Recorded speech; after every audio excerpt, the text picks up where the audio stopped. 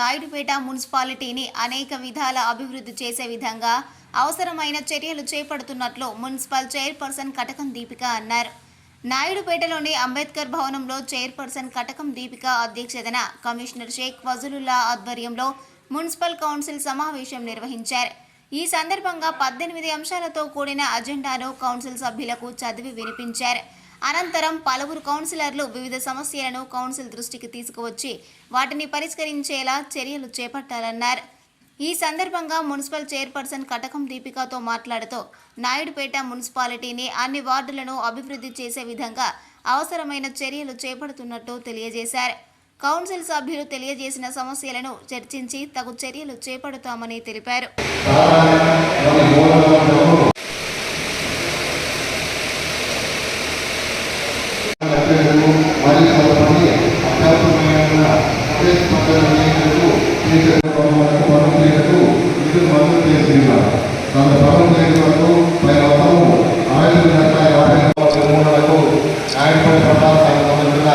Tractor mounted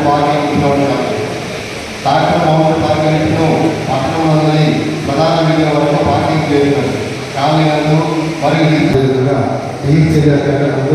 ఎదురుగా ఉన్న కార్యక్రమంలో గవర్నమెంట్ మాజీ ఉపప్రధాని బాబు దేశరావు విగ్రహము, అలాగే వెల్ఫేర్ మార్కెట్ సెంటర్ ఏరియాలో డాక్టర్ ఏపీజే అబ్దుల్ కలాం గారి విగ్రహం ఏర్పాటు చేస్తున్నారు. మరియు మాజీ ముఖ్యమంత్రులను గవర్నమెంట్ డాక్టర్ ఎన్టీఆర్ విగ్రహము టీసీఆర్ సెంటర్లో ఎదురుగా ఉన్న కార్యక్రమంలో విగ్రహం ఏర్పాటు చేయడానికి పేరు వస్తుందా కోరుకుంటున్నాం.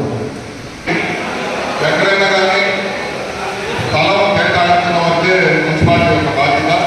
కానీ అవి ఆ విగ్రహానికి సంబంధించిన అంచనాలు కానీ ఖర్చు కానీ మున్సిపాలిటీ పే చేయడమ్మా. ఓన్లీ స్థలం వరకు కేటాయించడం అంటే దీంట్లో మీరు ఏర్పాటు చేయడానికి అంచనాలు తయారు చేయమని చెప్తున్నారు. అంచనాలు కానీ మున్సిపాలిటీ ఏ విధమైనటువంటి చేయదు. ఓన్లీ స్థలం మాత్రమే కేటాయించడానికి అవకాశం ఉంటుంది. నిన్నటి లాస్ట్ మంత్ నెల్లూరు కార్పొరేషన్లో బకాయిలు కట్టలేదనే ఆలోచన మీద మినిస్టర్ గారు కమర్షియల్ అండ్ రెసిడెన్షియల్ సంబంధించినటువంటి ఒక్కరోజే అన్ని ఇళ్లకు సంబంధించిన కలెక్షన్స్ తీసేస్తే 17 కోట్లు కలెక్షన్ వచ్చింది కేవలం ఒక్కరోజుకి. మరి ఆ అర్థమైనటువంటి మాకు కూడా వీడియో కాన్ఫరెన్స్లో కూడా తెలియపరుస్తున్నారు. సుమారు మన పట్టణంలో ఇంటి పన్నులు ఇంకా 2 కోట్లు బకాయి ఉంది. అదేవిధంగా నీటి పన్ను కూడా సుమారు 1,14,00,000 బకాయి ఉంది.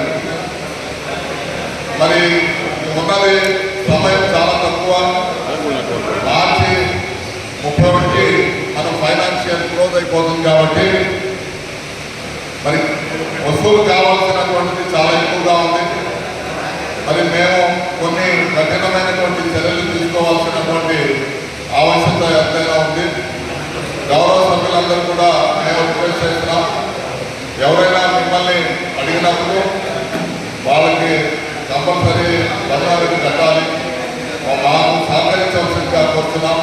ఎందువల్లంటే చాలా చోట్ల వెళ్ళినప్పుడు మన గౌరవ కమిటీ సభ్యులు చెప్తున్నారని మరి మా పనులు వసూలుకి వెళ్ళినటువంటి వాళ్ళు తిరిగి రావడం అలాంటివి జరుగుతున్నాయి. దయచేసి ఈ విషయం మీద గౌరవ కమిటీ సభ్యులందరూ కూడా సహకరించాల్సిందిగా కోరుతున్నాం.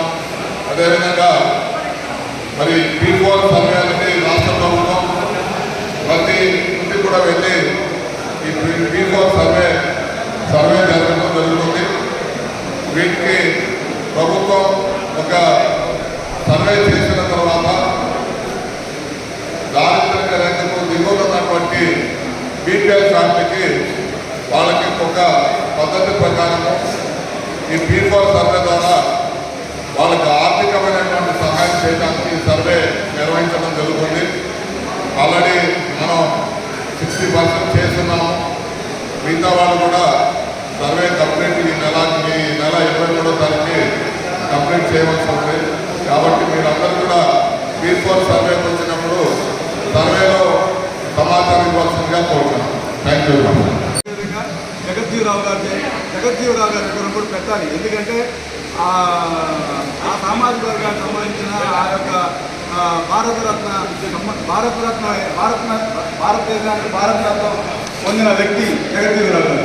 సో ఆయన కూడా విగ్రహం ఆ సెంటర్లోనే పెట్టాలని చెప్పి నేను టేబుల్ అజెండాలో ఒకటి చెప్తాను. మరి అదేవిధంగా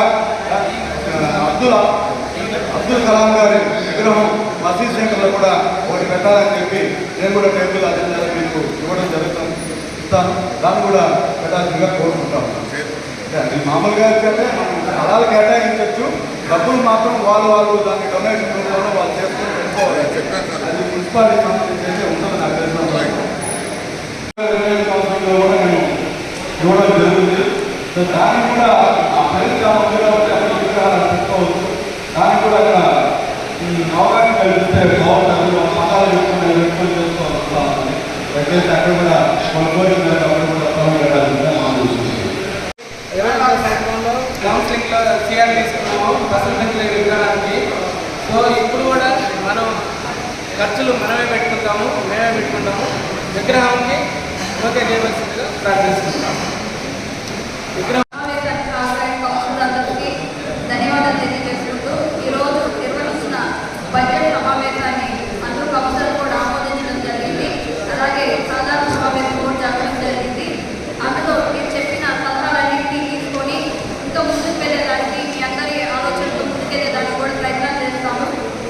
మరిన్ని న్యూస్ అప్డేట్ కోసం A3 న్యూస్ ఛానల్ని సబ్స్క్రైబ్ చేసి బెల్ ఐకాన్ను ప్రెస్ చేయండి.